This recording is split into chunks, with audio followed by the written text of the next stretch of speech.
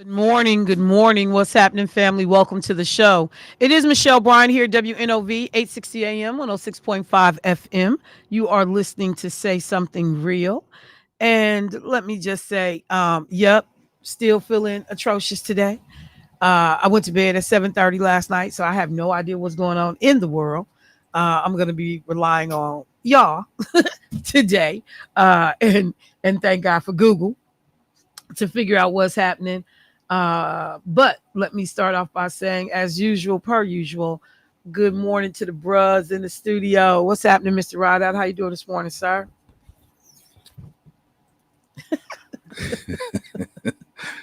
Debo, I need you to put the camera on on Miss you. Michelle. It's on you, brother. No, not on me, brother. I need you to put it on this thing. It's in the cross. This thanks. Ladies and gentlemen, I want to introduce to you This thing. Miss Fine as Wine. This who said this thing? She looked like the female version of my office hours are 9 to 5.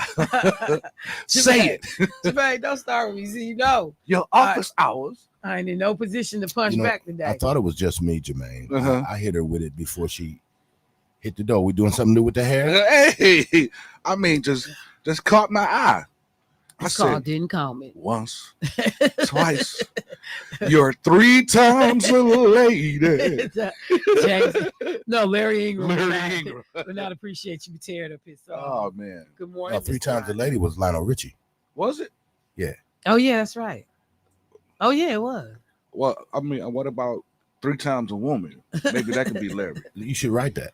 3 times a woman. Don't. That's your word anyway. Well, Yeah. woman. Don't. You know, I feel it in my spirit, Debo. Woman, I Don't want write to tell you, it's Wednesday. It is Wednesday. It is Wednesday. Now, Thank you. My you. question always has been, How do we know it's Wednesday? that's it. Okay. Can anybody answer that At question? least you're consistent. I'm just saying. Ain't nobody been able to At answer my least question. You are. You're I getting- asked the question You're about. Getting to be consistent. predictable. I'm just saying, wait a minute, because ain't nobody answered my question. See how nice I was? I said consistent. That Debo is said true. Predictable. That's true too. But that was a shot. But I know, but That I was ain't a gonna shot. deal with Debo over there. You know, That was a Debo, shot. I've been holding in, I ripping them a love you whole too, nother brother. I one. love you too, man. Ah man, What's up, Mr. Debo? How are Under you the weather, today? man. Just feeling crappy. Got Wait, what's something- wrong? The Under weather? the weather, just something going on, man. You know? hey, but ain't we all under the weather? Oh, here we go. Oh, did you say you were under the weather? Yeah, but I'm saying, feeling but ain't we crappy, all man. under the weather? Coming down or something. See what I'm saying? We all. That's, under that's this that thing. Greenfield education. I'm just saying, man. Or smoking in the car, but I ain't been either in the way, car, I'm just man. saying it feel like something else is happening. But yes, ma'am, we are all technically under the weather. Thank you. Okay. That's all I'm saying. You will get that. You will get Dang. that. But so okay, you under the I'm weather? good. Was I'm that good. Yeah, it? yeah. You done? Let's move on before we expound on something else. I'm just saying, man. Okay. Someone asked the question. That's what Kurt Franklin wrote. So Well, they still ain't. I almost fed in. I'm glad I was about to. You was going. I was right there. Why do it? No. Say? No, I was gonna ask something else, but Come on, I'm like, people. okay. No, but I'm just Hey, saying. he barking in here. Come Yeah. on, man. Hold on. I'm already sick. What more can I do? Hey. Yes, man. Make me come in here. I can't work. I don't feel well. Slave drivers. Yeah, you know what, Debo? Did he say slave driver? You need to go back in the back. Did he That's say where I was at. who driving the slaves, man? Who tell? So let's call She him out. said, "Do Say tell." their name. Said slave driver. Who? Mary Ellen? Whose name No, did it you would want to be say? Jermaine and Michelle. See, Oh, all I People do is say sit he in the don't feel chair. good. After the terrible performance See? Byron gave on yesterday, my phone began to ring and said, "Man, you got to go back. You got to come back to Really? the studio in the show." Byron gave a terrible They said you performance. guys needed me in here yesterday. No, nobody said. no, Nobody. I said think it was much more. It was quieter. so chill. It was just Oh, please. I'm not the Easy one that caused all the breezy. ruckus. It's the dude over there. Well, what happens is though, you tend to chime in when I started, so then it or he just kick it snowballs. up and walk Yeah, away. and then it snow.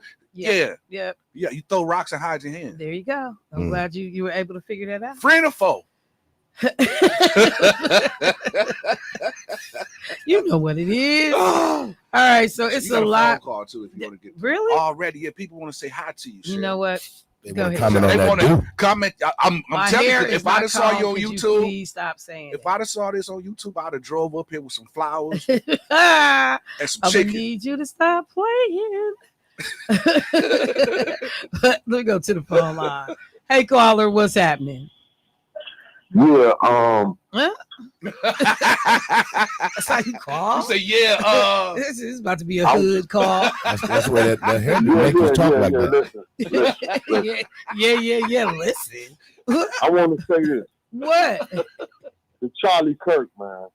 Okay. That man down black people, talked about black people. yeah. Just about everybody that wasn't his color. Dude did a speech for Charlie Kirk thing, whatever. Who did a speech? The guy did a speech. Just listen.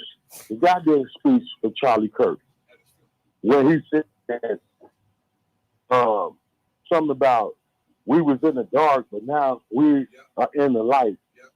Use and use and use. Dude made a white supremacy speech. And yeah, I'm from the hood, but I went to the service and I was on the underguard. Matter of fact, I was in control of the underguard. I was an E4. In order for you to be in control of the underguard, you got to be an E5. I buried people. Charlie, man, this dude flew on an airplane, got underguards. Right. And he wasn't even supposed to get that because he didn't even serve. Right. And I know, we get our nails done, our hair done, you know what I'm saying? Dudes get their haircuts and this and that. But the speech that white man gave was a white supremacy. You gotta go listen to the speech, man, when he was like, we built this country. And he was like, you ain't nothing. You ain't this. You ain't this. He's talking about black people, man. He's figuratively talking about anybody that's not their color. And we sitting up here laughing like they didn't even do the things that Charlie Kirk gave. I'm sitting up here, man, ordering more bullets, man. Because I see. I'm the one that said Donald Trump. I hate that man, but I like that man because when he got elected, I said, this man is going to bring stuff to the forefront.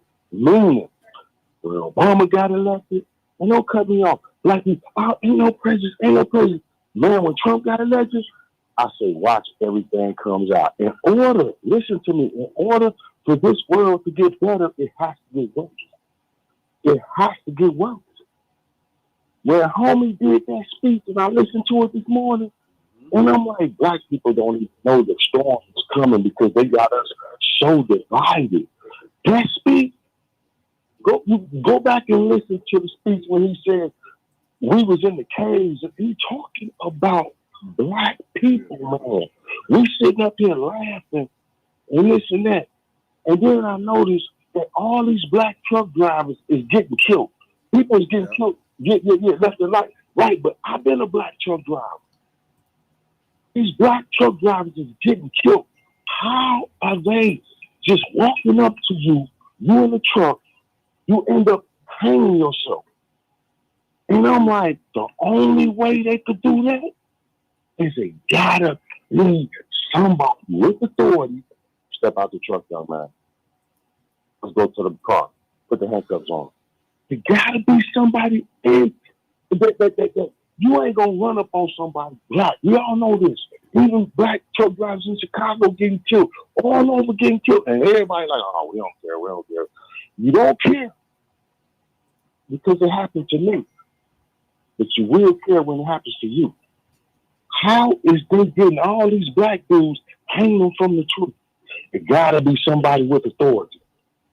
I'm telling you now, there has to be somebody with authority. And I'm calling it out. Who has authority to pull a person out the car? To tell them, don't struggle with nothing. But you hung by a tree, you ain't even fighting. So that right there tells you, man, these white boys dressing up, man. I've been with some white boys, man. Police cars. You're making your car out of a police car. And I don't want to be on this phone talking because everybody's nickel and diming it. Homie made that speech, and I got up this morning and heard it again. I'm like, man, black folks don't even know, man. It's a storm about to come down the street, man. And y'all sitting on your porches, celebrating, lollygagging. And the speech is talking about black people. You ain't nothing. You ain't built nothing. You ain't got nothing. You ain't. And I'm like, listen to homie. What do you mean? We built this country. Excuse me. Y'all made us out of slaves. We didn't make y'all out of slaves. And I'm just going to end it like this. Listen to the speech. Quit playing. Quit playing. All right. Look, I got it, bro. And thank you for the call. You know, one of the things that I certainly have done here at the station is talk about Javon McGee, the brother that was found with the noose, you know, they said claimed he had hung himself, showed him coming out of a Walmart, actually, you know, tossing the blue rope in the air. I just talked about that last week. So there is also the Nation of Islam did a post back in June. It said, to my black truckers, please be careful. Another trucker found dead in Charlotte, North Carolina, hanging from a tree. This is the third one. So it's not like there are not people that are trying to sound the alarm and trying to let people know. I think that you got, though, you got a couple things happening. One of which is where we are on some level is not new for black people. People saying racist rhetoric. The hate groups have been on the rise since 2008 when Barack Obama first got elected to office. Black people never walked around saying we're in a post-racial society. We didn't say that. In fact, most of us was worried that Barack Obama was going to be assassinated while he was in office. So we never believe that, you know, all of a sudden now all is well with the country and we all can sing kumbaya. We never did that. There is a certain element of people, they just not engaged. They're not engaged on any level, not just in terms of what's happening racially in this country, but what's even happening in their own community. And you're not going to get everybody. But yeah, to the point that you can continue to, you know, raise the red flag, to call attention to the concerns and the issues. But there have been people that have spoken like this speech that you got, that it never stopped. In fact, it heightened and it's increased over the last 10 to 15 years. It never stopped. And so there's a balance. You still got to live your life. You still got to be able to enjoy your life while also understanding, you know, the danger that's out there. Again, when the incident happens down at Delta State University, we talk about it here on the radio, and then connected to the white young man who was found hanging in the Delta as well, down in Mississippi, and then refer back to a comment that was made by a Fox News host saying that homeless people, because this white guy was homeless people should be executed. And then we find somebody hung in a tree. We're still waiting to hear the outcomes of that. Colin Kaepernick steps up and pays for the independent autopsy of the young brother from Delta State University. But you're hearing more and more incidences of folks trying to tell you everybody's committing suicide, which is just nonsense. Nobody believes that. Even in Houston, there is a story going around in Houston in which I think about 12 people have been found dead in Houston. Most recently, a couple of days ago, where they found 5 bodies at one time in this Houston. Houston has these bayous, these waterways, and they've been finding bodies there. And when you look to I went and I looked at the reporting in Houston, and they said that they don't believe it's a serial killer. They pushing back on, you know, what people are saying is probably happening. But this death was considered natural causes. This death was a suicide. This death was, you know, look, we can explain all this away, but so far 14 bodies in Houston bayous have been found this year. A man's body was found in Buffalo Bayou, for folks that are familiar with Houston. A fifth person was found dead in the span of a week. And these people are, men and women. And then I don't think there was one particular race that was being targeted. So there are things going on. And to your point about who gets to make these final determinations, like in the Delta State University hanging, before you can even complete an autopsy or do anything, you got law enforcement with a black man standing there as a part of it saying, hey, nothing to see here. This young man committed suicide. Move on. So, bruh, let me just say this. There are plenty of people around this country trying to raise the red flag, that are trying to warn people that whether you want to say a storm is coming, we are potentially looking at civil unrest. There are white folks out here looking for a fight. I will talk about what went on at Tennessee State University. I don't know if it was yesterday or the day before, but we know there are people that know that. But you're never going to get everybody to pay attention until it hits them dead in they face, on their pocket, in their pocket, on their porch. So everybody else has to buckle down and pay attention. But it's people trying to sound the alarm. You want to say something? Yeah, I wanted to show you in New York. It was a 16-year-old that it was a 16-year-old that they found hanging, but the guys got to him in time and cut him down. And this happened in New York City this month. That's not even on the news. And it's just, and I saw the video yesterday, and I just Googled it now just to make sure. And sure enough, in New York, people was hanging from the tree, and these guys pulled up and saw the 16-year-old hanging and cut him down to in time, and actually jumped on the white dudes that jumped out the car to string the black dude up. And so video. Like I can't find and because right now, unfortunately, Trey Reed's death is the one that keeps popping up on the feed, but I will also look for it. Let's see. So September. Okay. So hang on. DeWitt. Okay. I'm going to look for that. Let me go to the phone line while I look for that. Hey, caller, what's happening? Good morning, Michelle. Hey, Angela. How you doing today? I'm blessed. Good. So I'm just giving you a report on my situation. I didn't go to the hospital. I just stayed at home and let God work through it. So God healed. He's your healer. I got to believe. I have faith in Him. I don't believe in the hospital, so that's why I didn't really go. Angela. Yes, ma'am. Let me just say this, okay? Okay, Michelle.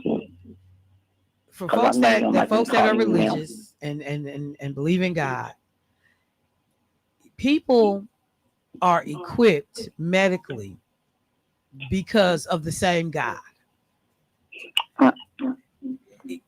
He has, if this is what you believe, He has put people in position to be trained and educated to be able to do all the things that needs to be done on this, because He can't just hands on everybody.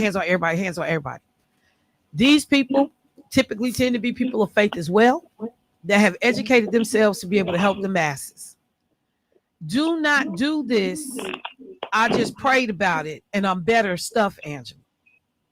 Well, I mean, do both. Pray and go to the doctor. You can do both. Okay. Pray and go to the doctor, because by the time people show up, then it's too late. What? Okay, I understand what you're saying, Michelle. I'm just, I promise you, I will do that. I will definitely go to the hospital. You have my word on that. I'm waiting on my nurse to come this morning, but I promise you I will go. And I will show you the paperwork that I went to rest assure your brain that I did go. I give you that word, my word, over the air. I'm going to go. Thank you. Hey, Angela, too, also being spiritual as well. The word of God tells you to watch and pray. So you can pray, but you got to do something else. So it's all right to pray about your situation, but go and get checked up and things like that, because by finding this stuff out, you'll be able to navigate, through your issues. But yeah, God is real and He's a faithful God and He is a healer. But He also gave us these people here on earth so we can be all right and be in good health on earth. Okay, you guys. Like I said, I promise you I will go. I give you my word. All right, Angela. Okay, I love you guys. Love you too. Thank you. Bye bye. Bye bye. She wasn't expecting that low. Yeah, hey, but Take your butt to the but doctor. sometimes, man, that's what people need is that tough love. You What I mean? got That's to. what they need is the tough love.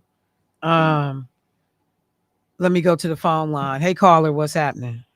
And Miss Angela, you got your great nephews that's looking at you. Don't call the radio station for extra encouragement. Look at your immediate family and do it for them.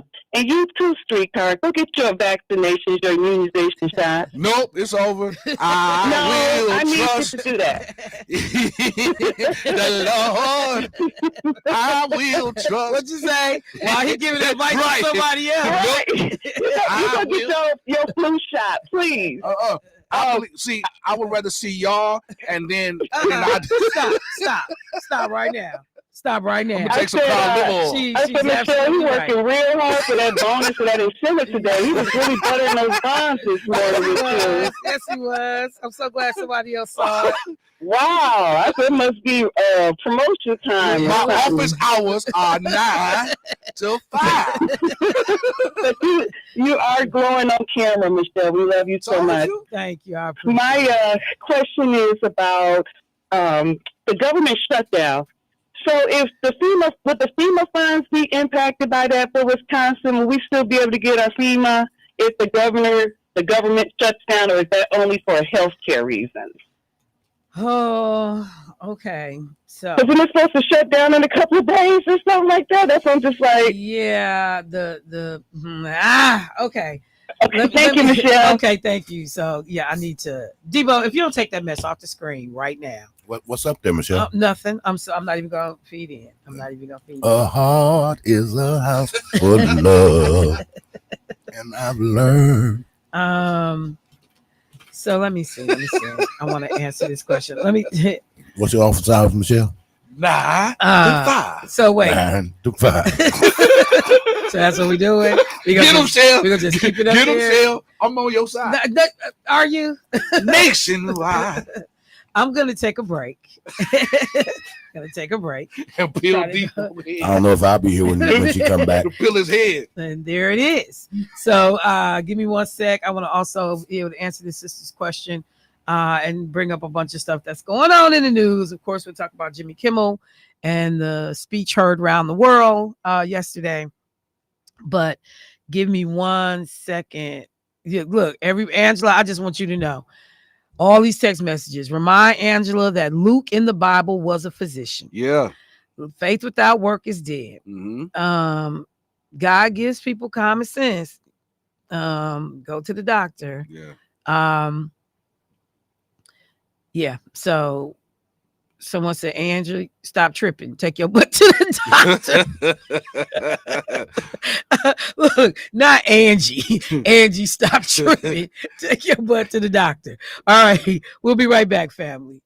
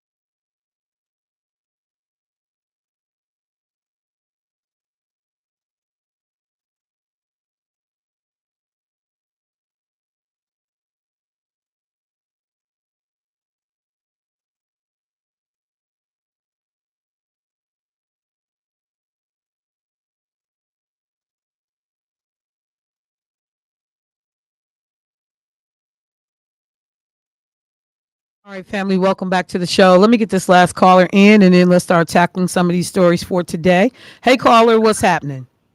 Good morning, Michelle. How you doing? I'm hanging, bro. How you doing today? I'm doing great. I'm speaking on the subject that you got to be talking about the lady only counting on God and not, going by what He gave us to help us down here. They got this movie to show on called The X-File, and they had this man teaching his daughter to only count on God and not get any help from the doctors. And she laid up there and died almost because she listened to him. Yeah, no, we got to take advantage of everything, both prayer and the medical technology and services that's available to us. So thank you for just one more voice. Hold on just a minute. My phone is so slow getting what I need on it, just because these phones are designed every 6 to 8 months to slow up and do that. And I'm trying to find out the way that I can get something to speed my phone up without going back to the store, spending $180 every 6 to 8 months to get a new phone. So how can I? What kind of phone do you have? Samsung. So one thing that you might want to do is, because you can clear up data usage on your phone. So like if you watch and download like any kind of videos on your phone, or you open a lot of content or apps on your phone, all of that can slow down your phone depending on the type of phone you have. So you can go through and clean your phone out. And in fact, I tell you what, do this. If you know the exact type of phone you have, you can actually Google what can I do to make my phone perform faster? And it'll tell you for your type of phone what you need to check to make sure that those things are cleared up so that you can use the phone better. Okay, they have this thing that says the phone needs cleaning, and I did that once on my old phone, and it locked me out. So no, because you can do it where you erase all your data. You don't want to do that. But look for, like I said, and they even go on YouTube. They'll have tutorials or show you how to do it. But yeah, you don't want to do anything that resets your data, just to be able to clean unnecessary stuff off your storage so it can speed up your phone use. Okay. At least try it, okay? Yeah. Okay. Thank you so much. All right, you're welcome, bro. All right, family. So some of these stories that's circling around. I'm not sure. What's today? Wednesday. So maybe I talked about this on Monday. I don't remember now. But I had talked about, there was an article in the Journal Sentinel in which Marcelia Nicholson for the County Board of Supervisors was being attacked. Well, no, I shouldn't say that. I'm saying that wrong. There was an article about Marcelia Nicholson and potentially some, problems with her expenses in relationship to her campaign account. But who was being attacked in that article was Congresswoman Gwen Moore, who had nothing to do with Marcelia Nicholson, and whatever reporting that this woman, Vanessa Swales, however you say her name, did on Marcelia. She chose to drag in Gwen, talk about, what Gwen Moore has spent money on. And I'm like, well, is the story about Marcelia or is it about Gwen? So she is back. Vanessa Swales with the Journal Sentinel. She is now has done a story on Priscilla Cox Jones. So she is back. This story today says Milwaukee County Board Supervisor Priscilla Cox Jones is under investigation by local authorities after being flagged for allegations of misconduct in public office and intentionally filing false campaign finance reports.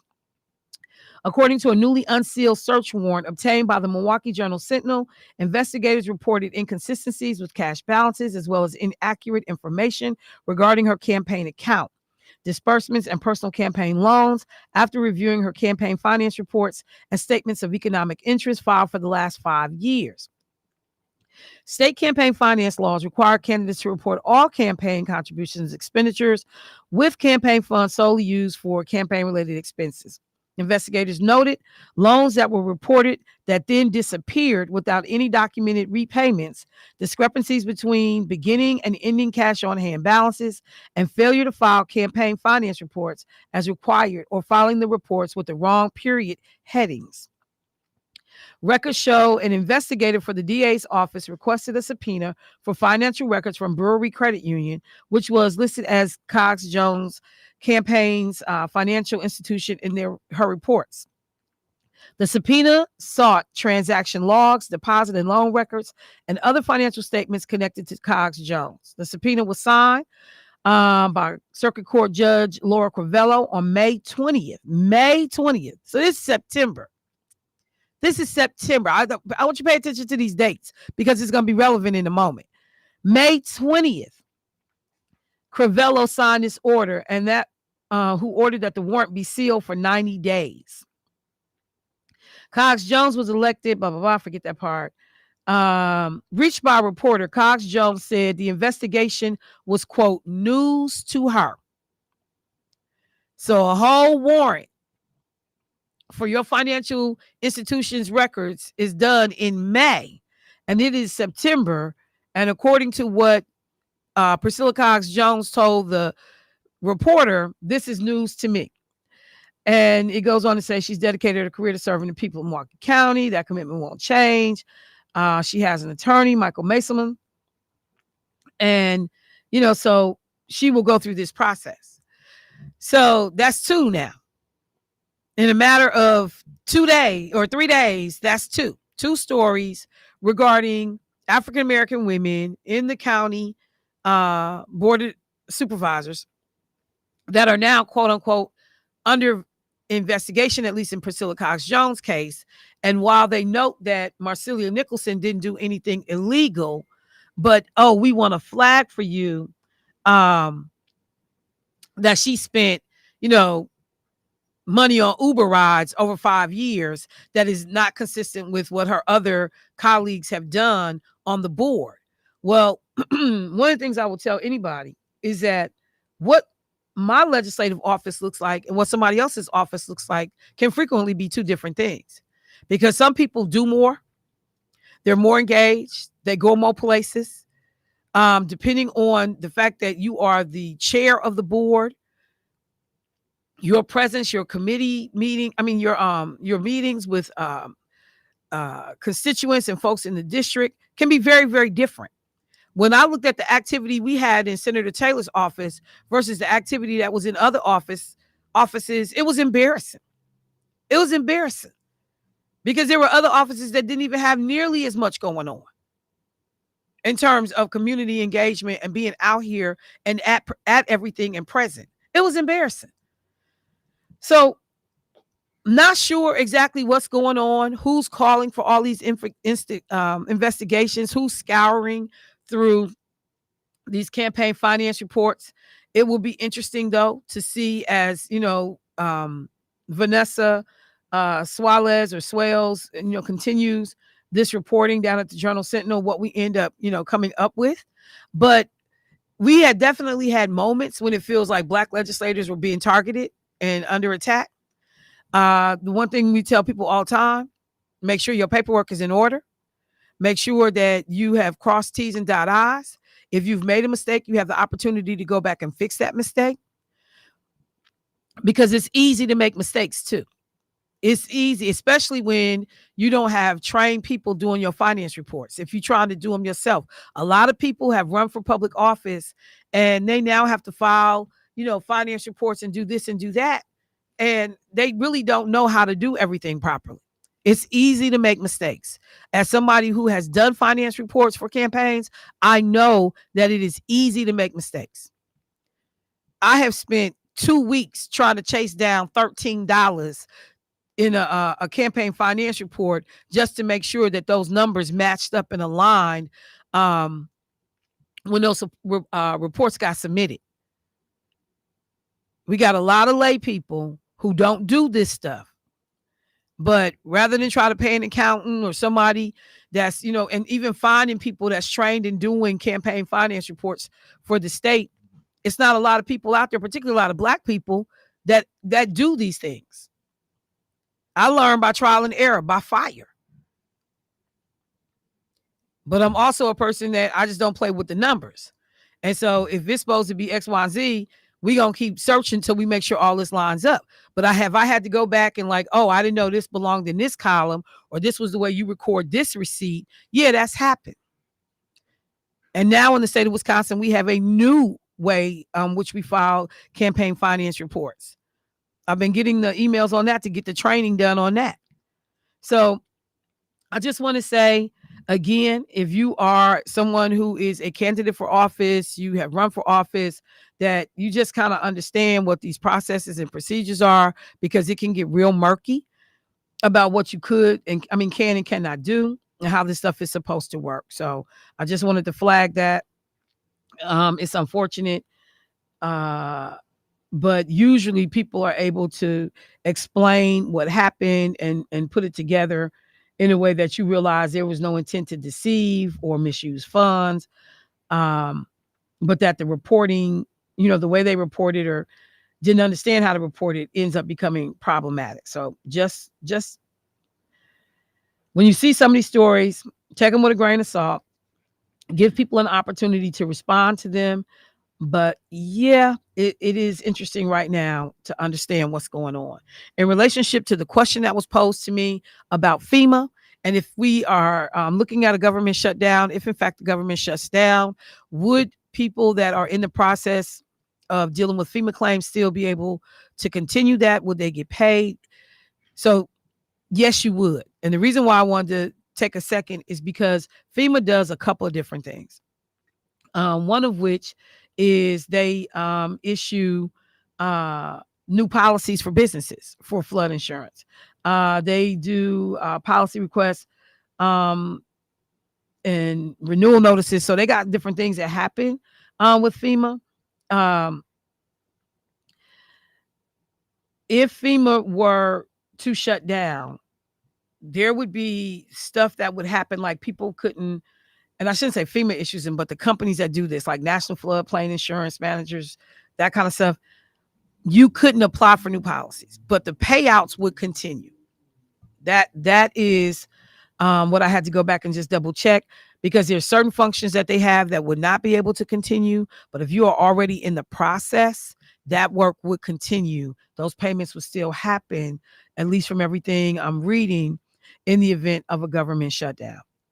And so since we're talking about it and it came up, let's just look real quick at, what the concerns are, because there were supposed to be some meetings that were going to be held between Senate Minority Leader Chuck Schumer and the House Minority Leader Hakeem Jeffries.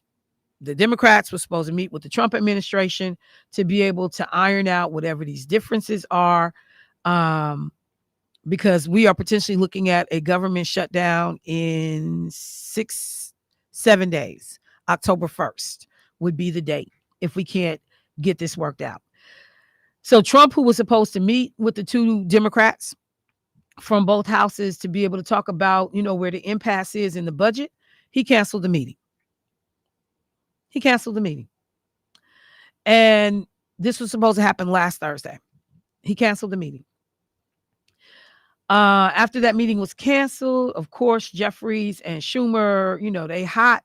They get on social media, letting everybody know it was canceled.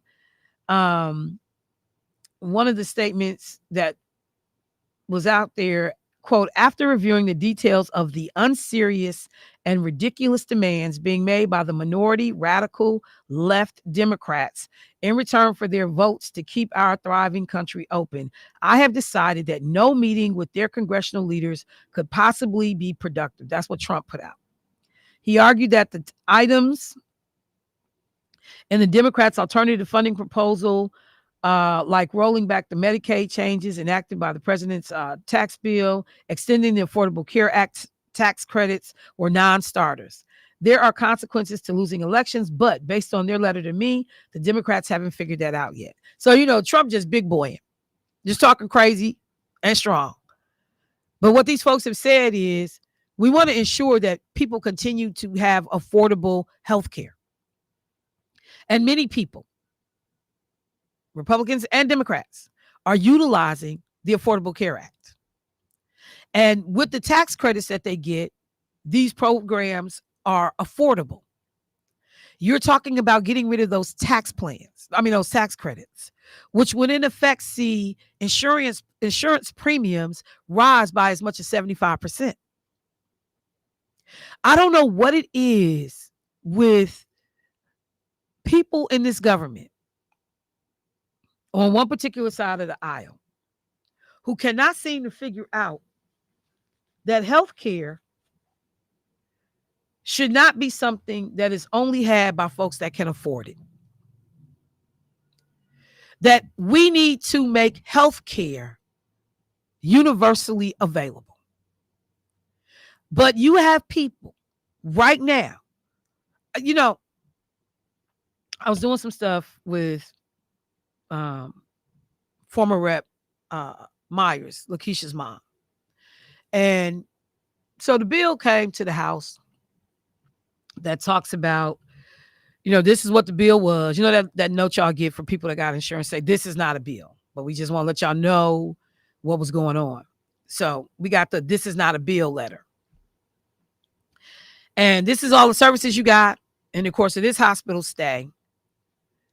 And this is what it cost.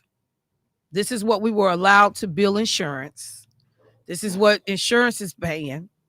And then this is what your portion will be. You'll get billed later sometime from, whoever, but we just want you to have an overview.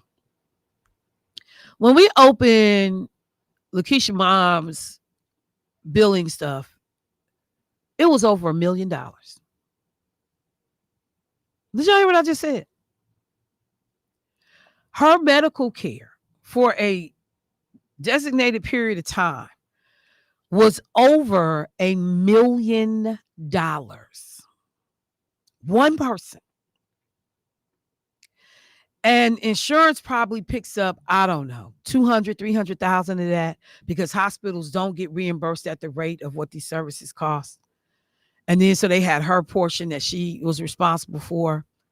But just think about that somebody's medical bill, not for years of care, but for a period of time in which she was hospitalized and having procedures done, it was $1 million. Who can afford that? I got people scared to call an ambulance because the ambulance ride could be as much as $1,200 if you private pay. Like, we've looked at some of her ambulance bills.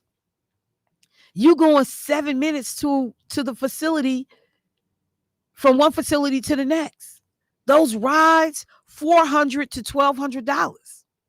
So why is it that Republicans in Congress, who have never put forward a viable health care plan for the American taxpayer, Donald Trump says this is a non-starter? It's a non-starter because it's ACA. It's Barack Obama. It's Obamacare. It's the Affordable Care Act. It's jealousy. It's envy. Like, Barack Obama literally lives rent-free in the head of Donald Trump. He chasing a Nobel Prize right now, Nobel Peace Prize, because Barack Obama got one. And so he's up convincing people, trying to convince people, I've stopped 7 wars, I've done this, I've done that, because you're jealous of Barack Obama. Here's a man with one wife, all the kids by the same woman, no scandals, Harvard educated, good looking, a slimmy, well spoken, got a real vocabulary. People actually like him, not because he bullies and threatens them. And he's jealous of this dude. Like, literally, he's jealous of Barack Obama. To his soul, to his core, he's jealous of Barack Obama. And so I need to dismantle anything that Obama touched. I need to just rip up and tear out anything that they did. So as we are coming up against this deadline for what somebody said, no felonies, that too. That too. As we are coming up against this Somebody just hit me up inbox. They said no Stormy Daniels. That too. No affairs. At least that we know about. We have to understand that we are going to be at an impasse with these people. So I'm not sure what's going to happen. Jeffries has told his folks that they're going to be doing virtual meetings on Friday to talk about next steps. But we are here. We are here. He noted that the House GOP leaders changed the schedule for next week, but that he's scheduled a caucus meeting for them so that they can try to figure out how to get stuff done. So we will see. But here we go. And I just don't understand why we keep running government in this way. Like, these people are very well paid. And you have staff at your disposal to help move this process along. Why are we always on the brink of a shutdown? Why? Why are we always on the brink of a shutdown? So I will just leave that lay. But yes, that's where we are. That's what we're looking at. Let me mention one other thing too, that has been in the background that I wanted to bring up real quick. So some of you may have saw the news about the chaos that was created with H-1B visas, and people were in airports being told that they possibly could not enter the country because Donald Trump had attached a $100,000 fee for anyone that had an H-1B visa. So what most people may or may not understand is that H-1B visas are, these are like, most of these people are tech workers that come in from other countries. And Trump has said that he wanted these people to pay $100,000 for this visa. And the companies that bring them over would be responsible for paying that. This one woman who said that she has, a company that they could be looking at millions of dollars in fees for bringing people to this country that are helping technology in this country. And so there are folks that were saying, well, then I just won't do it. But many of us have Netflix in our homes. The founder of Netflix, he said, oh, the $100,000 fee is a great solution. He put on social media. It will mean H-1B visas is used just for very high value jobs. Netflix, which has approximately 14,000 employees, pulled in more than $11 billion in revenue. So what we pay in Netflix, they made $11 billion in revenue. $3.1 billion in profit in the most recent quarter. So you got companies on one hand. So Netflix can afford some foolishness like $100,000. But HB1 visas, when we talk about software engineers, AI specialists, all kinds of creatives that are coming into this country, these people are contributing to our quality of life. And it shouldn't just be for the most expensive companies that can afford to bring people in.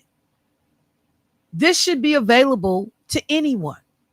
But we are monetizing and figuring out a way to discriminate and exclude people based on economic wealth, access. You can pay it or you can't pay it. So people were trying to get back in the country. They didn't know if they could. They had to issue an emergency declaration saying, hey, this is for new applicants. If you already have an H-1B visa, you're fine. You don't have to worry about trying to get back in the country. But people were scrambling and afraid and crying because they did not know whether or not they had been on vacation. And so companies were calling and saying, hey, if you out of town, you need to get back to the country. If you somewhere, you in Paris, you went to Fashion Week, you need to get back to the country. because we got to figure out what's going on with these H-1B visas. So they had to come out because they rushed to do stuff. They look for it to be as punitive and as messed up as possible. And in the course of doing that, you end up messing up and creating havoc and chaos. So we'll keep our eye on this, but make no mistake, there are countries now that are telling these tech workers, you don't have to go to the US. You can come to China. You can come to Taiwan. You can come over here. We got programs. You want to work in these industries, we hiring. You can come work with us. Every day, this country figures out another way to shoot themselves in the foot. Every day. Every day, they figure out a way to make us less attractive as a partner and a nation to do business with, and quite frankly, to move to. Every day. Let me go to the phone line. Hey, caller, what's happening? Hello? Hello. Good morning, Michelle. How are you? I'm good. How you doing this morning? I am doing well. You were having a conversation about H-1B visas. Yes. And the types of workers that come in on H-1B visas. Right. I wanted to call in because I wanted to make the public aware that not just people who work in the tech industry, but those that work in specialized fields, even education, teachers can come in on an H-1B visa. When I worked in Prince George's County, Maryland, back in the early to mid 2000s, we recruited a lot of teachers from the Philippines, many of which had advanced degrees in science and technology, because there was a shortage of people who could teach high-skilled level physics, math, and science. There's a deficit and a teacher shortage across the United States, and especially in those areas, in the STEM areas. So one of the resources that school districts were using was the H-1B visa. In Prince George's County in particular, they recruited a lot of teachers to come from the Philippines to teach in the public school system using H-1B visas. They eventually slowed down that program because they got caught in a scandal where they had the employees, the teachers from the Philippines, paying for their own visa fees within that process. And they got caught up with the Department of Labor. So they slowed that program down, but have recently brought it back in recent years. So $100,000, depending on the school district, how large it was, and how many students they had, that could be detrimental as well. So there are also districts across the country that are using the H-1B visa program to get teachers to teach specialized subject areas as well. Thank you for offering that additional insight. I remember that we have had this conversation before, and so I'm glad you put that spin on it too. I know that this applies across industries and across fields, and that there are folks that cannot absorb this kind of cost. But I understand the benefit of these programs when you look at, we have shortages in these areas, and we have a deficit of folks that can step in and fill these jobs. So thank you for putting that. Absolutely. I used to teach next to a woman who ended up teaching special education in science, but she had a PhD in engineering from the Philippines. So yes, they were getting, a PhD in engineering. And she was teaching in the same school I was teaching at, a middle school at that time. And she was teaching science, because we could not find enough people to teach math and science. Is that something? Okay, I got it. Thank you so much. Appreciate it. Okay. That's Dr. Lakeisha Myers. So look, as a part of this conversation real quick, the Journal Sentinel did a story today in which they talked about Wisconsin companies that have employees on the H-1B visa program. Right now in Wisconsin, more than 3,000 employers have folks that are using the program and have hired nearly 41,000 workers over the past 16 years using this program. The fees were previously between $2,000 to $5,000 per application. So I just want people to understand that too. We typically pay $2,000 to $5,000 for somebody to be able to come over and work. As she said, we may need to bring in educators to help us fill the gap in science and math. So you actually got a PhD level engineer teaching math at a middle or science at a middle school. Crazy. But $2,000 to $5,000, we could pay that. You up that to to $100,000. But again, to her point, 3,000 employers have used this program in Wisconsin to be able to bring people in. And I'm trying to see, because they said the top companies for H-1B visas: Fiserv Solutions, UW-Madison, Experius, Northwestern Mutual has 89 people here on HB1 visas. Marshfield Clinic, the Medical College of Wisconsin, has 53 people. American Family Insurance Company, 50 people. Johnson Controls, 43. Coles Incorporated, 34. GE Precision Healthcare, 32. Milwaukee Electric Tool Corporation, 31. And then the list goes on and on. Don't you think if people had these people here in the States and they could hire them, they would? So now we charge $100,000. This is nothing but ignorance and greed. There's no reason to charge people $100,000 to utilize this visa. And remember, when we tuning in on Netflix, we got the folks at Netflix saying, this is a great idea. So you got to wonder about the politics of Netflix. We'll be right back, y'all.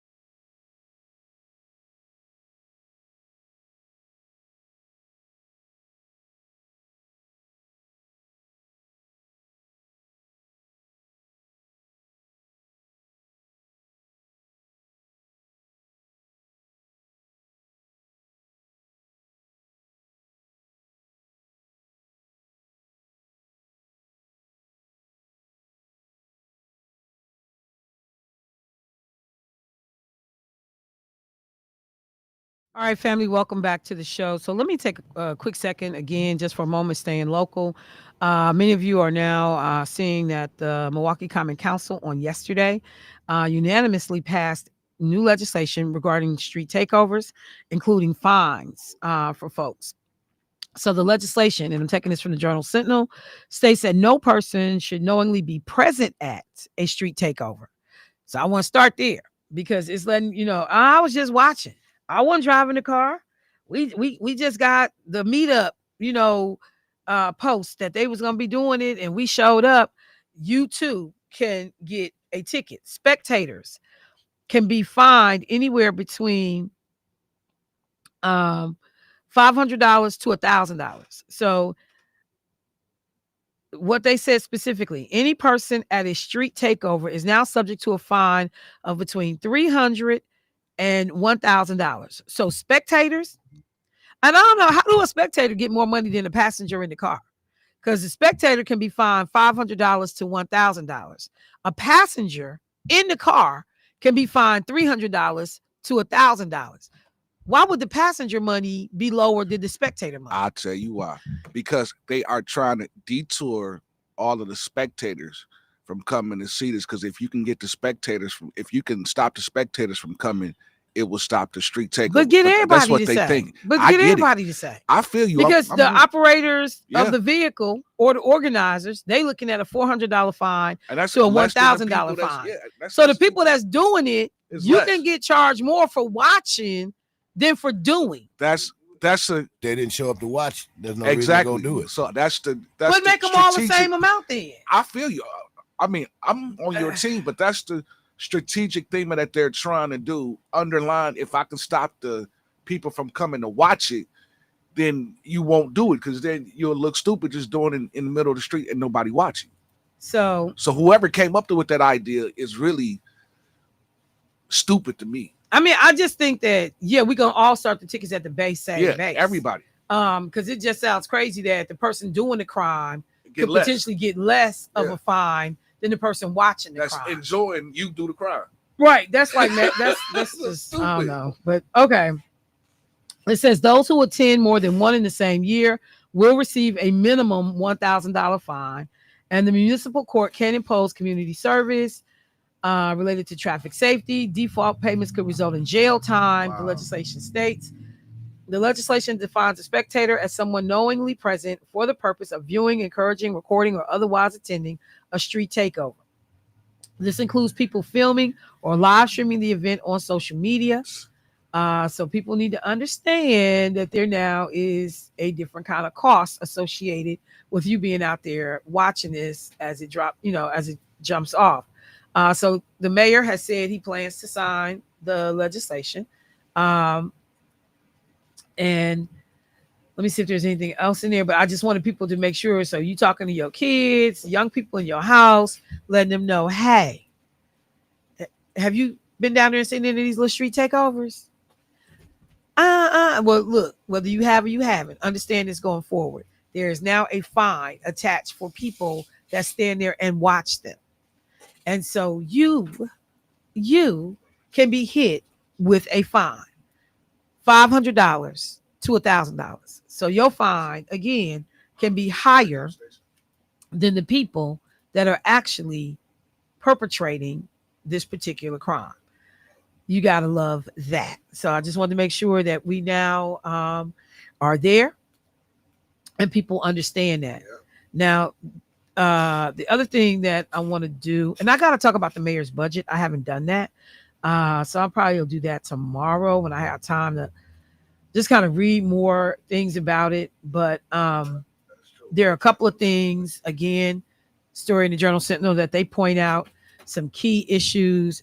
The city is dealing with a $100 million budget gap in terms of 2026 budget. The mayor has proposed a tax levy increase of 3% and an increase in most annual fees by roughly 4%. The tax levy of $333 million is $9.7 million higher than the 2024 levy. The total budget is $52.6 million more than the city's adopted 2025 budget.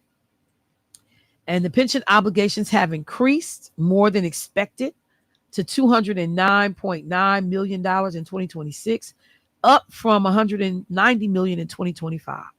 We get killed on this pension deal. So closing that gap, and like I said, I'm gonna talk about it more in depth probably tomorrow. But we got, even with the referendum, and people said that referendum was kind of like a stopgap. We still got a lot of problems, both in the city and most likely at the county. Let me go to the phone line. Hey, caller, what's happening? Good morning. Good morning. I just wanted to comment on the young man that's doing the street mess up, I call it. But anyway, the reason they charging the man in the car less because the others in the Bible says in Psalm 37, fret not thyself because of evildoers, so they shall be cut off. Not only the evildoer, but those who take part of it. So those who are watching, okay, that's why they got charged more. Because they're causing them to come be there and watch what they're doing. So they partakers of that. They're going to be getting more. I got you. We certainly have kind of said that if you don't show up, they stop doing it because nobody will watch it. That's it. Amen. But But I definitely just think that at the very minimum, all of the tickets start at the same and then go up from there. I just find it difficult to believe that the person doing the crime could have a fine that's cheaper than the person watching the crime. But that's just me. But yes, ma'am, I got you. Thank you so much. All right, love. All right. Yes, ma'am. Bye-bye. All right. So I'm going to get to the Jimmy Kimmel thing. Some folks have hit me up like, for real, Michelle, we ain't talking about Jimmy Kimmel yet.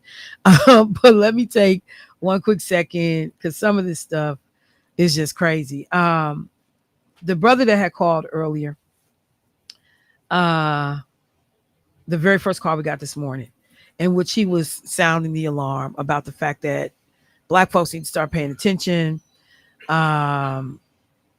We have people that are coming for us. The sheets are back out of the closet. They done took them out the linen closet and, got them ready to roll so that they can begin to start trying to instill fear and harassing people. We had jackleg pastors standing up, white pastors standing up in their churches talking about, you better not be trying to marry no Black person. If you marry a Black person, that I won't marry you. I mean, we back to a lot of the same ignorance that has troubled this nation for so long.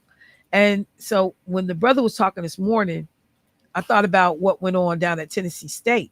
And I literally had planned to open the show this morning, just saying, if you have family members, your children, nieces, nephews, kids you care about that are attending HBCUs, historically Black colleges and universities, it is worthwhile to have a conversation with these kids right now because after Charlie Kirk happens, what do we get? Threats on HBCU campuses. Now, Black folks ain't had nothing to do with Charlie Kirk being killed. Not only that, but it's been threats to the Church of God in Christ, C.H. Mason campus, to the point that the presiding bishop almost had to shut down the campus because of the death threats that they was getting, which is crazy that you sending death threats to a church institution because Charlie Kirk was killed by the person that looks like him. I mean, again, that's how you just realize and appreciate the ignorance of it all. So at Tennessee State University, there were a group of white students, or a group of white people that showed up on this historically Black college campus. And they came wearing their MAGA t-shirts and MAGA hats.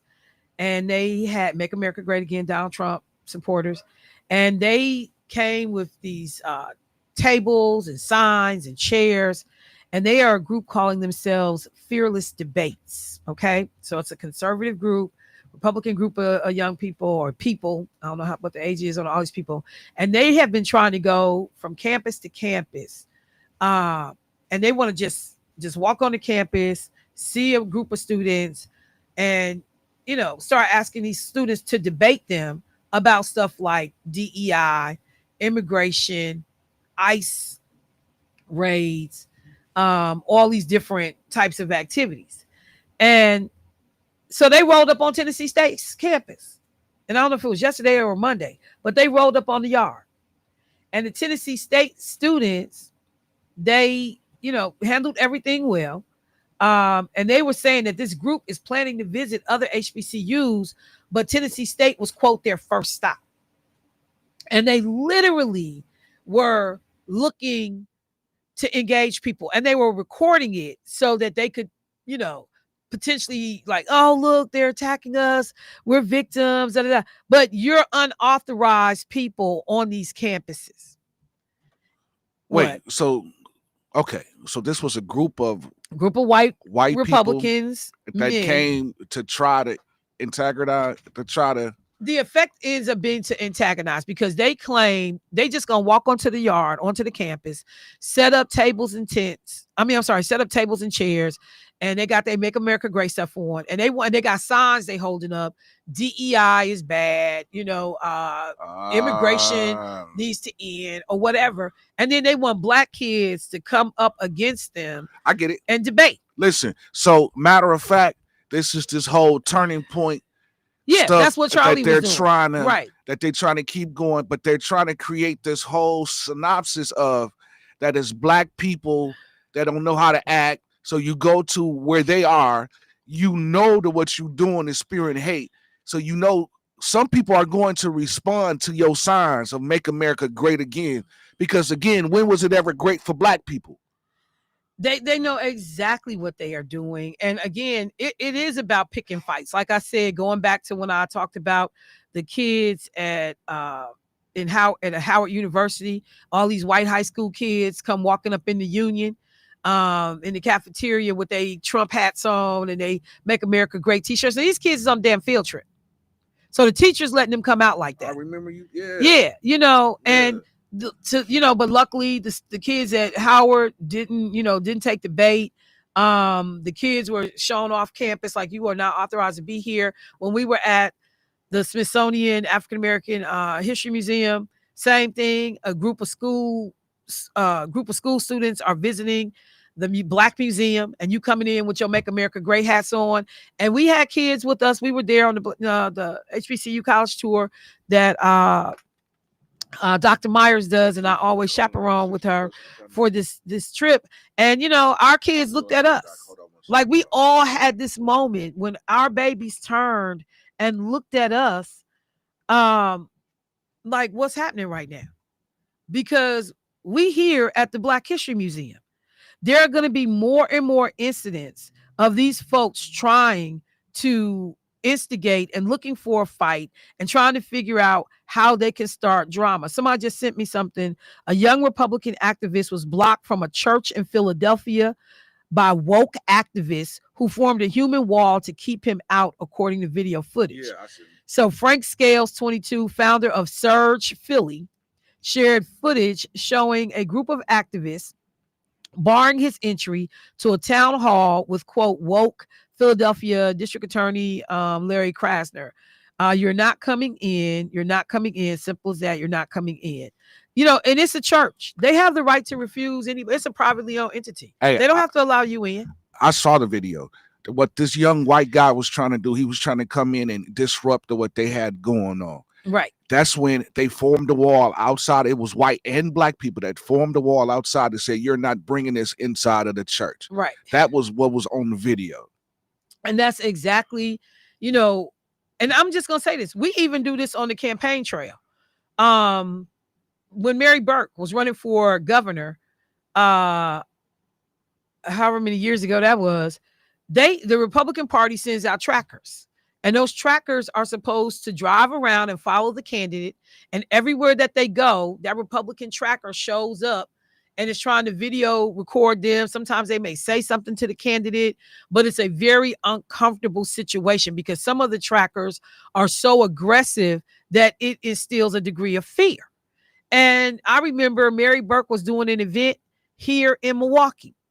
And we had already gotten the word that the tracker, who at that time was driving a red Ford Explorer, we knew exactly who he was. he was coming to the event, and the event was in the hood. And so he thought he was going to roll up on the event, and I met him at the door. And nah, player, you ain't coming up in here with that. I have a right to. You don't have no right to nothing. This is a private facility. You have no right to anything. And you know, we don't do that. Sending people around to chase the candidate around, to monitor everything they saying and doing. And some of it, again, looks, and so for Mary Burke, you know, this woman, a lot of this was intimidating.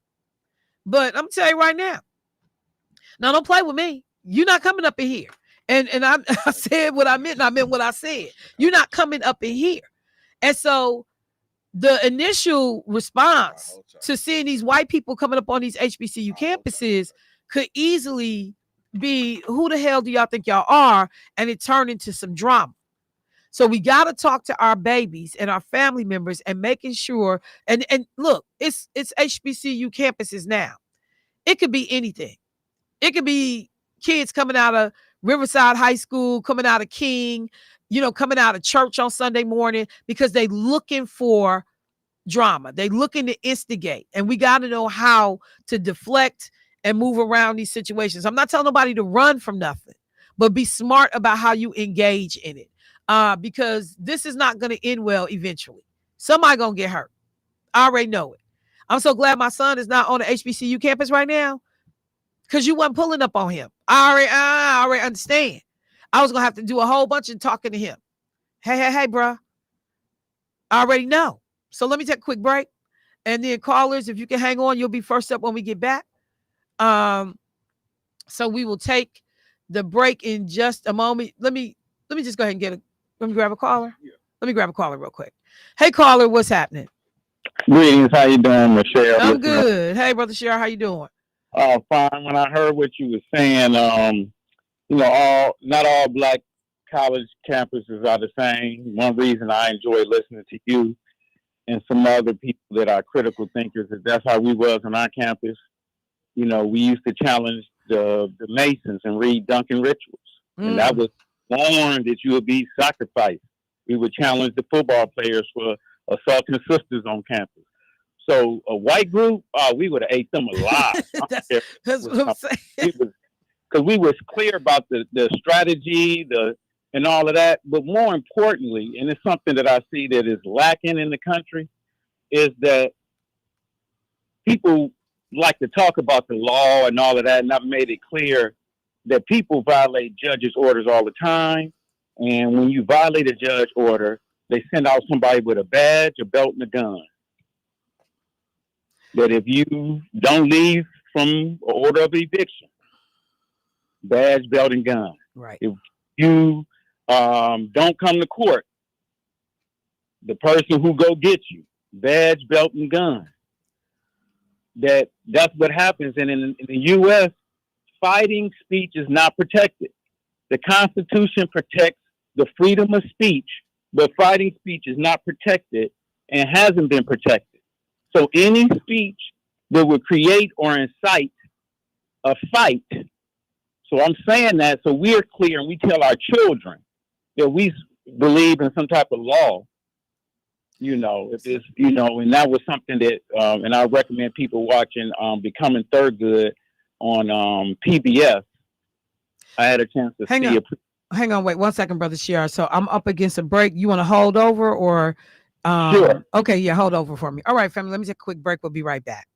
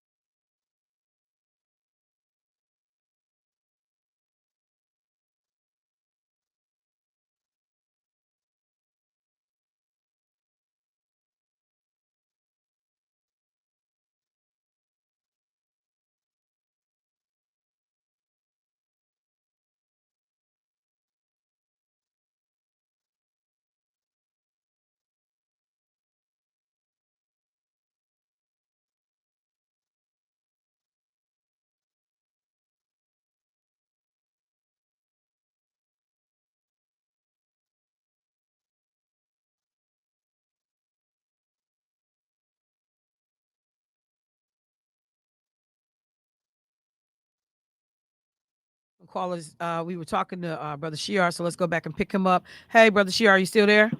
Yes, I'm still here, and I appreciate you holding me over, and I definitely want to tell the community something good. I was speaking on a documentary that I think is something that we need to look at since I'm speaking about the law is Becoming Thurgood Marshall, which the difference with this documentary is that they use 8 hours of his own interviews, his voice, so you can hear his voice narrating it, and they just add the images. And two things I think is important. One is that he recognized the laws is already there, but he and the NAACP single-handedly really, which is one of the legal theories I articulate all the time, is that we made America the bastion of justice in law because the laws was already on book, but they wasn't following it. So he and others strategically went to the Supreme Court to argue out 14th Amendment freedom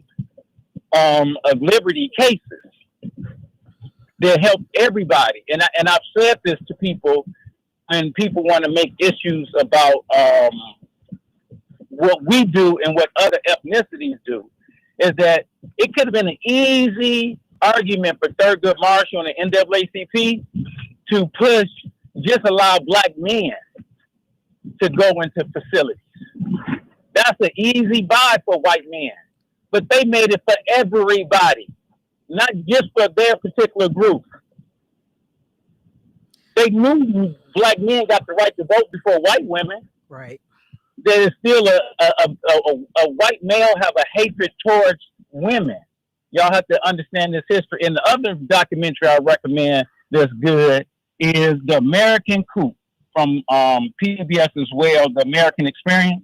American Coup, Wilmington, 1893. Vote in, terror out.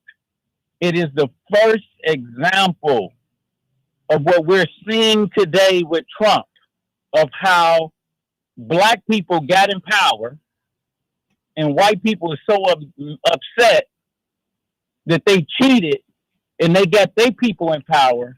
But then it was a subgroup of white people that were saying that the racist people in power were not racist enough. And so they joined up with the black groups because they were the majority in order to get their people in power. And then they just murdered and decimated Wilmington, North Carolina, which would have definitely, historians would have said, would have been the capital of Carolina. That is not about money. None of this stuff is. It's about their guilty conscience. So check those two pieces out, people. Appreciation. And last thing is, they're not trying to go up against the Nation of Islam or my new Hebrew Israelite brothers or any, if you want to be the best in your debate and you want to bring it, go to where you got the best people that know how to debate. They're picking certain campuses they feel that the people are weak. All right. Thank you, bro. I appreciate the call. Peace. All right. And I think, understanding anything about these campuses, I think the whole idea when we talk about whether a campus is weak or not is they're going where young people are. This is not, again, because in that vein of Turning Point and Charlie Kirk went after high school students and college students. So you going after that demographic. I don't think that it's about weakness so much as it is about that demographic and who they're sending on these campuses to get into these back and forth. Let me go to the phone line. Hey, caller, what's happening? Hey, good morning. Good morning. That last caller that just called in. Yep. Dude, you got to give him points. Because what he's talking about, he's very much active. Because I'll be trying to get to that point in me and your conversation, but it never lasts that long. See, when you go fishing and hang out in the woods with white boys and you get to chill, you get to understand it ain't mixed. We're not concerned about your people. See, what's happening is they concerned about the white woman that is the head of DEI. She's the most one that is not true. That is not true. That is not true. And that's not what he said. No, okay, she's not the benefit. She's not the beneficiary for that. White men that are racist are concerned about black people. They don't want Can I you say in their this to you? space. No, it's listen, not, you it's won't not let me just get to about my point. If you let me get to my because, point. man, you always be wrong. Okay, That's I'm why. wrong. Well, let me say this right here. Can I say this right here? Of course. His family, his white family, is being destroyed. He got to rein the white girl back in. So as long as he got black folk over there with the smoke screen, hollering with their foot pumped up, he can go ahead. No. Hey, look here. You know you haven't been behind the enemy lines, so I'm gonna let you just keep on going. That little dude that was just on the phone, if you listen to what he said, you'll learn something. And you know what? And if you just was talking for 5 minutes, hey man, the white boy got to bring his family back because it's being destroyed because that white girl. Hang on. I ain't got time. You know, I mean, like, bro, come on, man. Like, let's not see, because I need people to hear what's said and not said.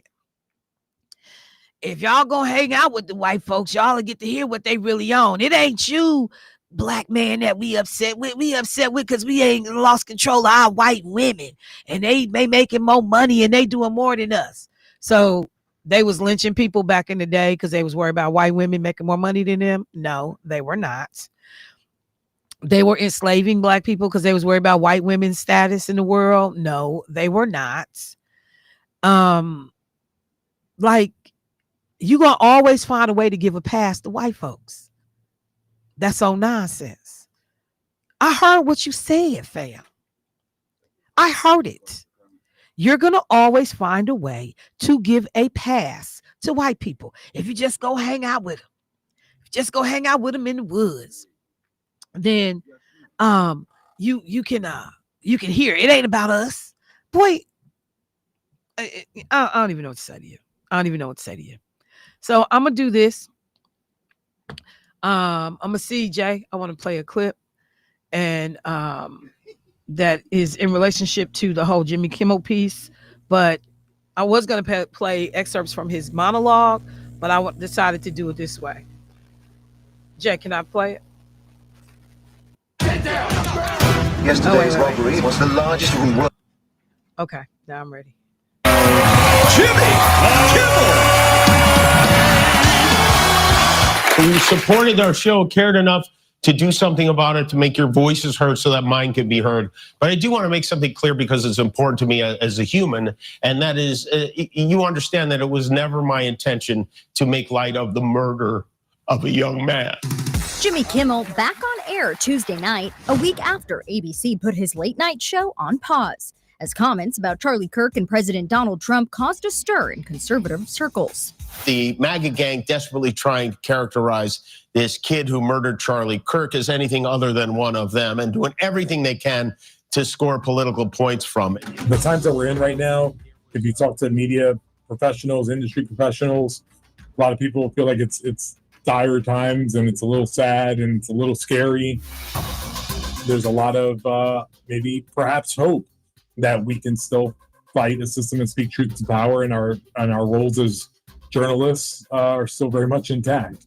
The individual licensed stations that are taking their content, it's time for them to step up and say, this, garbage, to the extent that that's what comes down the pipe in the future, isn't something that we think serves the needs of our local communities. The FCC chairman denied he was putting pressure on ABC and local affiliates to pull the show, and ABC said it was an internal decision when announcing the comic's comeback. Still, the president celebrated the move. I think Jimmy Kimmel's terrible. You know what suspended him? His talent.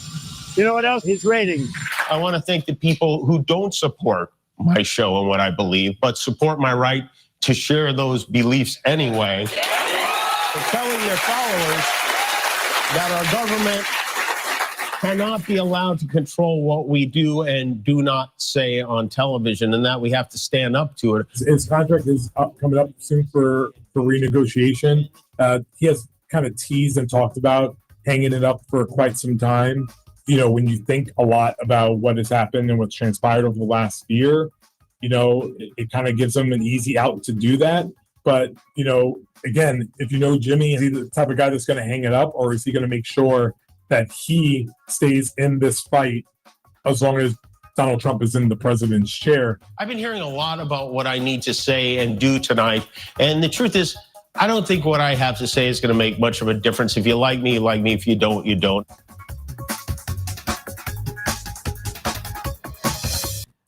So, like I said, I could have went in a couple of different ways on this. One of the things is that I did not watch it. I went to bed at 7:30 last night because of being sick. So I didn't watch it.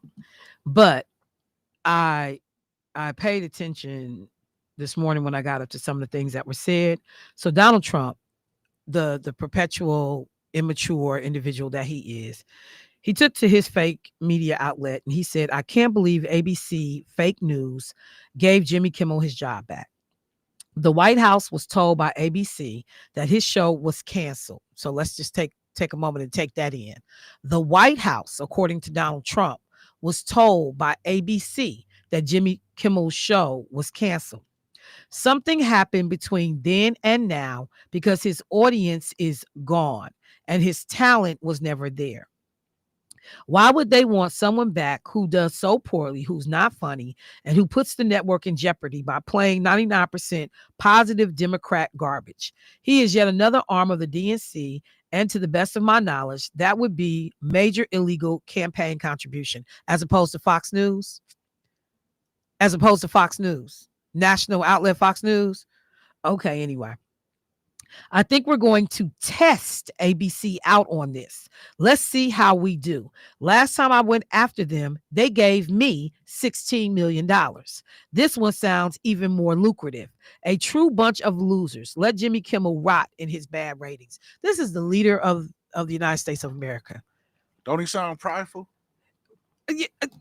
Prideful. Me. But he's just so divisive and so ignorant. And you just look at all of these Republican men and women and like, this is what you stand for? This is who you stand behind? This man can call people out their name all day long. You a loser. You're not talented. You're awful. He can say whatever he want to say. But can't nobody say nothing about him and his thin skin. And the skit that, was it Robert De Niro who was on the show last night when he talked about Donald Trump's makeup? I'm like, what has taken white men so long to start talking about that the leader of the free world wears damn makeup? Why has that taken so long? Just to show you how scary people are. And it's not even a good quality makeup. It's orange. Like you wearing it for TV in an old Western back in the day, when Ronald Reagan was making movies. He said it. And I thought, like, yes, can somebody please call this man out for his foolishness? So when Donald Trump says, I don't know what happened, it's that thing that we hear this phrase in politics all the time, a sleeping giant. The people. ABC saw, or Disney saw subscriptions being canceled left and right. Money talk and everything else can walk. And when you got to figure it out, if you're going to be viable in this country, you got to have subscribers. You got to have people paying for your product. And people not only were canceling, they were putting in the line while they canceled Kimmel, Jimmy Kimmel, censorship, no kings, all kinds of stuff got said. So kudos to Jimmy. And I am hopeful that people have also learned that Carr, the man that's over the FCC, he wrote the FCC portion of the 2025 project.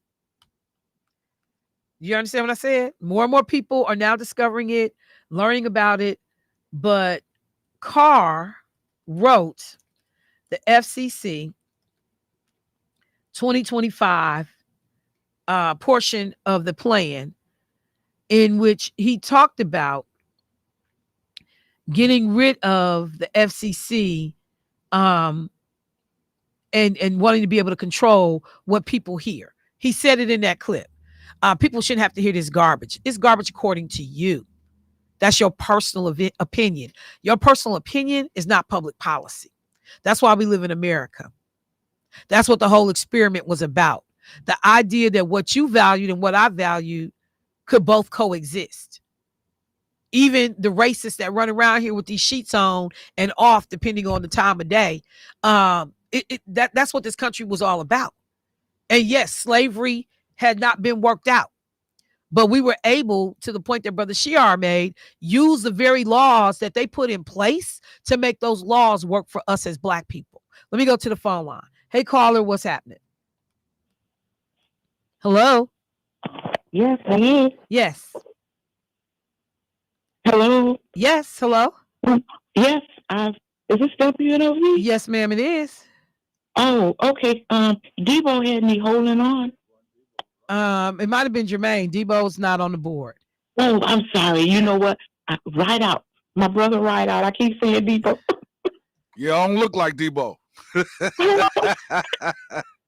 I know you don't. Look. Wait a minute. Wait a minute. Charge it to my mind and not my heart. Charge it to my mind, baby, not my heart. Both off some fine motor scooters. I said, what you trying to say?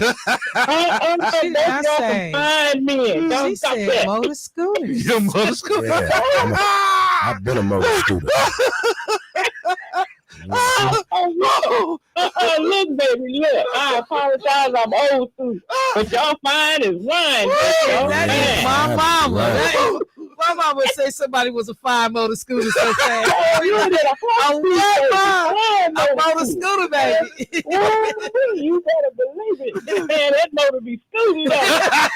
Ooh, I know it's a family show. Yes, ma'am. Ooh, yeah, those some fine jokers. Okay. Well, I appreciate that. Ooh, you know it. And I'm gonna get you some glasses as soon as we get up here. I'm gonna get you some glasses. You so bogus. I'm gonna get you. Here, you can just have mine. What you got for it? They are, man, fine as a Georgia peach. And they fine. Good looking. Yeah. And look, I told Michelle to hug Right Out for me when I saw her. I said, you hug Right Out for me. Michelle said, what? No. Come on, give me my hug, Shell. No. Don't come over here. Don't come over here. Get away from me, man. Oh my God. Yeah, you hug her Right Out. That's and a lot of tight, baby. sound effects for a hug. Did this call have a purpose? Michelle,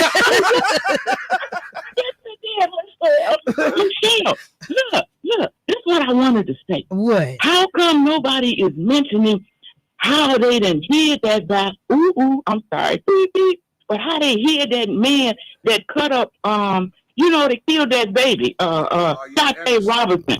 I heard on the news where they took him away. Why though? Yeah, because you already know his life was in danger here. Yeah, but it's gonna be in danger. No, it's not. No, as soon as they found out his when they find out what he was there for, soon as they found out his paperwork, he's on the chopping block. Yeah, I saw that they had moved Maxwell. I believe that he had the same fate as Jesse Anderson. Okay. Yeah, and I bet he ain't even in jail. Yeah, oh no, he in jail. We don't know. We don't know where that big piece is at. In the detention center. Yes, ma'am. I got you. All right, Michelle. All right. Thank you. I appreciate it. We'll talk to you later, you fine motor scooter. There go Debo there with his deep voice. Fine motor scooter. Here comes Keith. Keith that came and took a seat like, well, I want to be a part of. I want to be a part of Fine Motor Scooter. I don't know if you realize on YouTube and Facebook, your head is red, so you do look like Hawthorne James.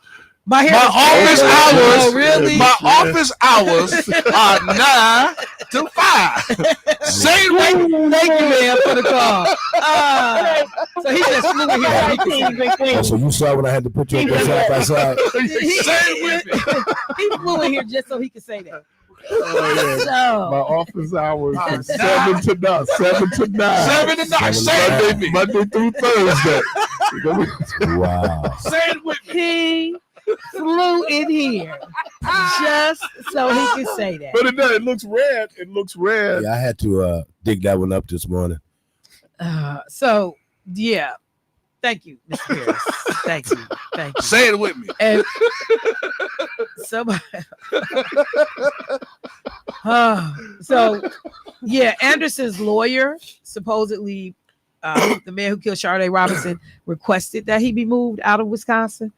On September 17th, he was transferred to an undisclosed prison in another state due to security concerns. The move was requested by his attorney, Anthony Cotton, who previously contacted the governor's office about safety risks for his client. You know, I can't. All right. But let's say this: the Sharday family did give out $1,000 scholarship. Yeah, I saw that. So first scholarship went out. Yeah. All right. So look, y'all, I gotta wrap my show. So Keith Pierce and all his messiness can do his thing. Hey, your hair was red on the Watch out! 7 and 9. Say it with me. Hang up.